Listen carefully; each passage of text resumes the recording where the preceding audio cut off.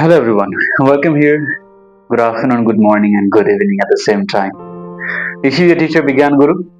मसँग अहिले केही धेरै कुरा भन्न छ र म त्यो भन्नुपर्छ भनेर आएको होइन. केही कुरा मन थियो त्यसलाई हल्का पोखेर जम्न त भन्ने भयो. धेरैपल्ट हामी धेरै काम गर्दै जान्छौँ, धेरै कुराहरूतिर हामी आफूलाई बनाउँदै जान्छौँ, लगाउँदै जान्छौँ. कतिपल्ट हामी आफै साइलेन्ट पनि बस्छौँ, कतिपल्ट हामी प्यासिभ पनि देखिन्छौँ.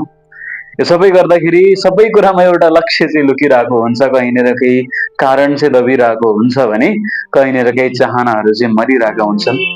अब यो सबै कुरालाई समेट्दै गर्दाखेरि एउटा नेपथ्यको एउटा कथा रचिँदो रहेछ, जुन कथालाई चाहिँ प्रस्तुत गर्न मान्छेमा धेरै ठुलो साहस, भित्रैबाटको त्यो जाँगर अनि बाहिरबाट मान्छेले भन्ने मनसायका विचारहरूलाई पनि मजाले मान्छेले मनमा खेलाउँदो रहेछ कि यस्तो कुराहरू सबै समेट्दै पर्छ.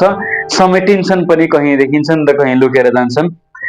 तर यति कुरा चाहिँ बुझिराख्नुपर्ने कुरा के छ भने जसले गरिरहन्छ, जसले कोट्याइरहन्छ, जसले चाहिँ खोजिरहन्छ, उसले चाहिँ आफूलाई बचाइराख्छ र त्यही मान्छे अन्तिमसम्म लड्दै गर्दाखेरि उसको कथा चाहिँ बल्ल बाहिर निक्लिन्छ.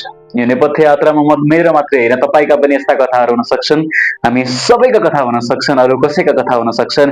कथा, विचार अनि प्रस्तुतिलाई समेट्नुहोस्, लिएर आउनुहोस् र देखाउनुहोस्. यो नेपथ्य यात्रा मेरो मात्रै नभएर हामी सबैको हो र हामी यसलाई एकसाथ लैजानुपर्छ. यो तपाईँहरूको लागि पनि एउटा मेसेज, मेरो लागि पनि एउटा हौसलाको ठाउँ.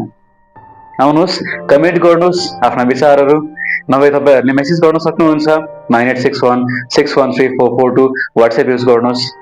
सकिन्न भने तपाईँहरूले जिमेलमा पठाउनुहोस्. जिमेल पनि तपाईँहरूको लागि खुला नै रहन्छ, bglibrary04@gmail.com. यसमा पनि तपाईँका कथा, कहानीहरू पठाउन सक्नुहुन्छ.